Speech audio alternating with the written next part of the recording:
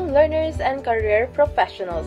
I am Teacher Elaine, your fairy god mentor in the modern age. Welcome to my Astro Perspective YouTube channel, featuring multi-genre documentaries for all seasons. As we dream much, discover more, and dedicate it to many. But wait, don't go away.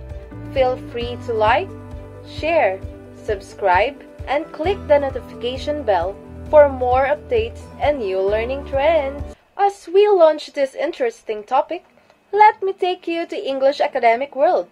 This will eventually gives you a compelling force to fall in love with this subject. Grab the opportunity to be the next English enthusiast in the 21st century. Do you want to join with me in this educational journey? Come on, let's go! First and foremost, this is dedicated to those aspiring English majors in the field of education. I am here to provide you a snippet about this career background. I'm gonna share my personal experience through the famous tagline, 13 Reasons Why I Pursue English Teaching Profession. Just for disclaimer, this content will be in Taglish mode of communication to have a clear understanding for you, dearest YouTube audience. Thank you so much for the confirmation. Meanwhile, let us beat the target goals for this session. Objectives. First, justify the significance of English in our daily life. Second, provide trivial updates and learning insights about English. Third, feature the advantage of being English enthusiasts in modern age. English is considered as universal business and academic language for all ages. At first, na-realize ko na ang English subject ang nakapag-interconnect sa atin sa karatig bansa para ma-establish natin ang foreign relations sa iba't ibang salinlahi. Kaya't bilang isang Filipino citizen na nagbabalak mag-work abroad, sinisikap nilang maging dalubhasa sa wikang Ingles sapagkat ito ay isang competitive edge natin kumpara sa ibang lahi. Thankful din ako dahil kahit papano ay natutunan natin ang fundamentals of English mula elementarya hanggang kolehiyo. Ito ang nagbigay sa akin, ganun din sa kapwa kabataan, ng magandang academic foundation sa pag-abot ng ating mga pangarap. English contains a plethora of opportunities in terms of global expedition and advanced studies. For me, ang English subject ay isang malawakang opportunity na ibinibigay sa atin para sa pandaigdigang pagkatuto sa anumang uri ng career path. Dito ka matututong makilahok sa iba't ibang paligsahan, makisalamuha sa mga dayuhan, at makipagsapalaran bilang OFW sa ibang bansa. Ito rin ay naglalayong makapagbahagi ng karanasan, kultura, at kahusayan sa pamamagitan ng English literacy skills natin bilang isang Filipino citizen. English provides more confidence in self-expression and social conversation. Somehow, ang English ay nakapagdadagdag ng kumpiyansa sa ating sarili sapagkat may sapat na kaalaman tayo sa pagbibigay ng saloobin at pakikipagkaibigan sa anumang lahi sa buong mundo. Hindi ka na mag-aalinlangang makapag-establish ng magandang koneksyon sa tulong ng wikang Ingles. Magkakaunawaan kayo ng maigi sapagkat mayroon kayong common language which is the English medium of communication. English renders competitive edge through participating in both local and global competition. Just for trivia, ito na rin ang pagkakataon mong maging representative para sa mga local and global competition sapagkat ito ay naglalayong maipamalas ang natatanging dunong, husay, at kultura ng ating nakagisnan. Ito rin ang nagdudulot ng lifelong learning experience experience sa atin bilang academic practitioners, philanthropists, beauty queens, amateur singers, world-class athletes, and proud graduates mula sa bansang Pilipinas. English enables a suitable job match opportunity among qualified applicants through recruitment process. Gayunpaman, kapag ang isang estudyante ay nakatapos na sa yugto ng pag-aaral, siya ay inaasahang makapaghanap buhay o magtrabaho. Ang bawat aplikant ay sumasailalim sa English Job Screen Interview sa kumpanya o pamantasan upang makakuha ng valuable experience sa larangan ng kanilang pinag-aralan. Sila din ay nagkakaroon ng background check ayon sa vacant job position na kanilang in-applyan. Sa makatuwid, ito ay mapapatunayan ng mga graduates na ang kanilang competitive skills ay nakaayon alinsunod sa criteria of qualifications. Ngunit, ang recruitment process ay panimulang pagsusuri kung ikaw ay pasado sa standards ng isang kumpanya. Kaya, give your fullest ability in every step of the way. English has wide range of references that are accessible to explore on legitimate websites. Kung mapapansin natin sa paggamit ng social networking sites such as internet, maraming reference tools and informative resources ang nakatype sa wikang Ingles. Sapagkat ito ay kinoconsider na international business language saan mang sulok ng mundo. Ito rin ang global medium of communication ng salinlahi upang magkaroon ng general understanding sa anumang talakayan at sangkap ng impormasyon na maaaring gamitin sa pananaliksik, sa akademikong pag-aaral at sa napapanahong balik. English subtitles enhance speed reading and comprehensive skills about contextual happenings. Kung kayo ay isang ganap na binge watchers ng mga international movies, masasabi kong ito ay isang mabisang pamamaraan upang maging matatas, maalam, at makabuluhan na pagsasanay sa inyong pagsasalita at pagkatuto sa wikang Ingles.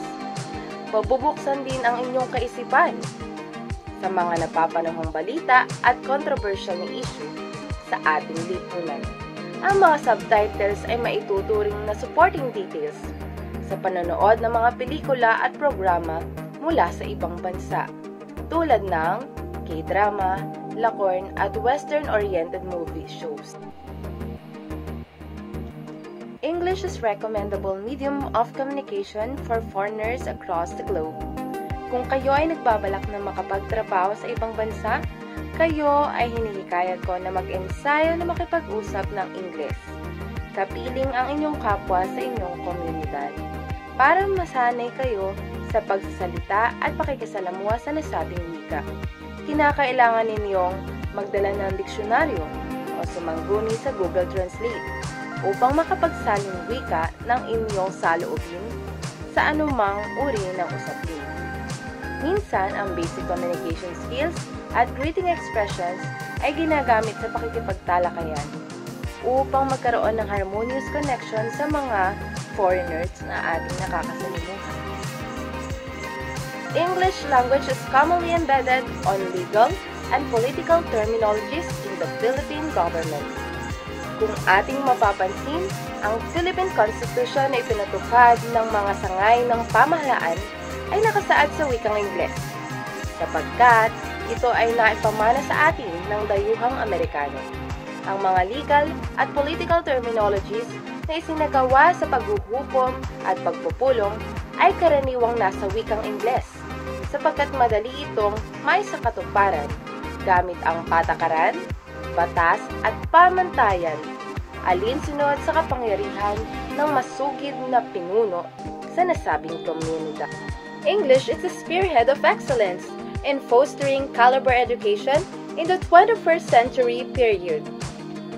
Sa makabagong henerasyon na tinaguriang Gen Z, ang populasyon ng kabataan ay nakagisnan ang matalinong paggamit ng agham at teknolohiya na makatutulong sa kanilang pag-aaral.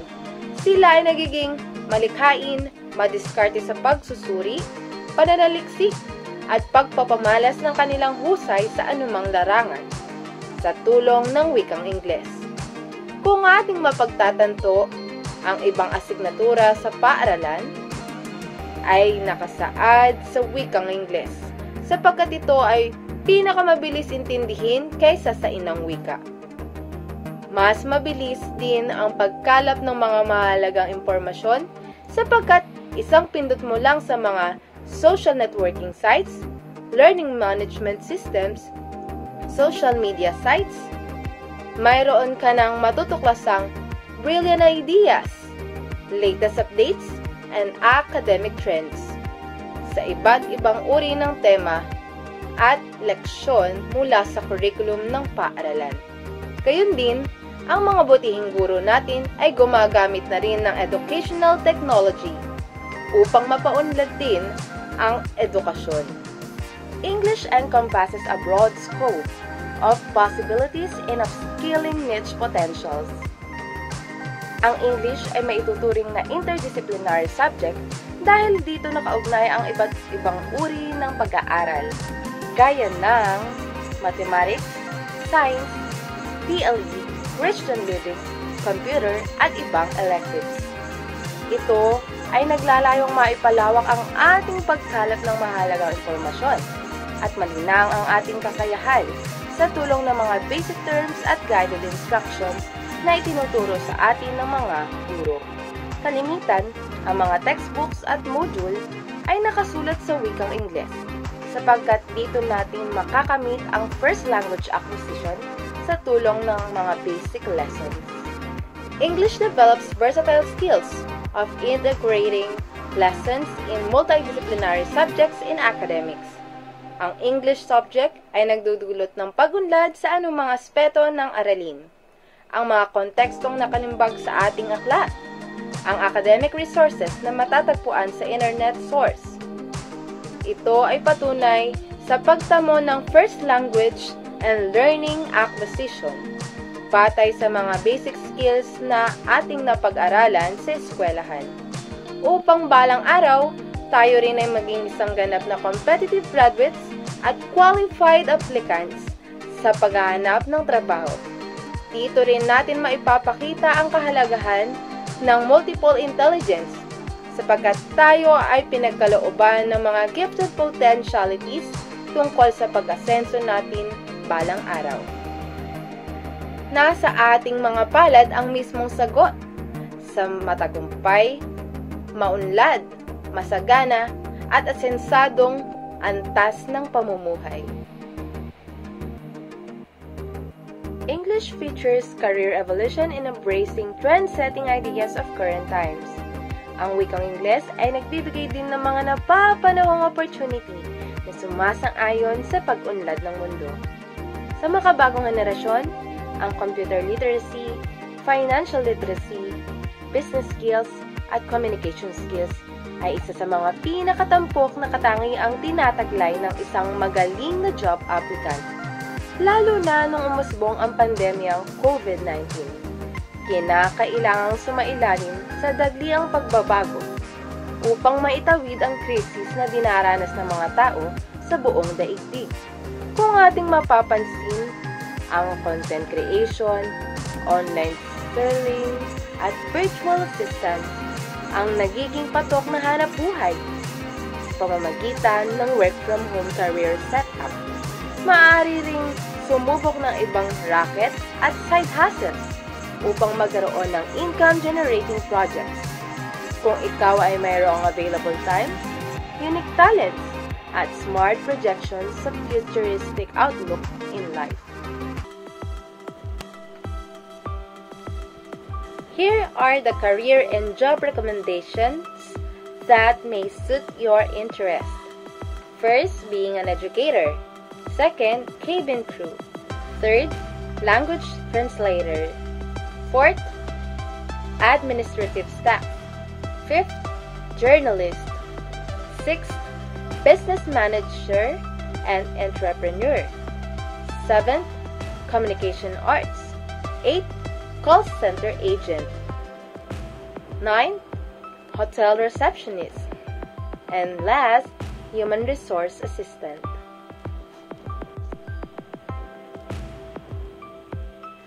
Here are the corresponding popular side hustles that you may engage for producing income-generating projects, such as academic tutorial service, commission art project, affiliate marketing, online business, events hosting, small mid-size enterprise, tour guide, ebook author, social media influencer, and last, virtual assistants. In conclusion, let me remind you to please check your English competitive skills first. Experiment your smart capabilities and pursue your desired ambitions for gateway of opportunities. I hope you have another token of knowledge to keep in your pocket learning. Till our next segment, once again, this is me, Teacher Elaine, your fairy godmother in the modern age, who marks a word, be gifted with expertise, be a gem of experience, be a grace by existence. Thank you for watching Maestro Perspective, multi-genre documentary edition. As we dream much, discover more, and dedicate it to many. Don't forget to like, share, subscribe, click the notification bell for more latest updates and new learning trends. Till next meeting, God bless and mabuhay!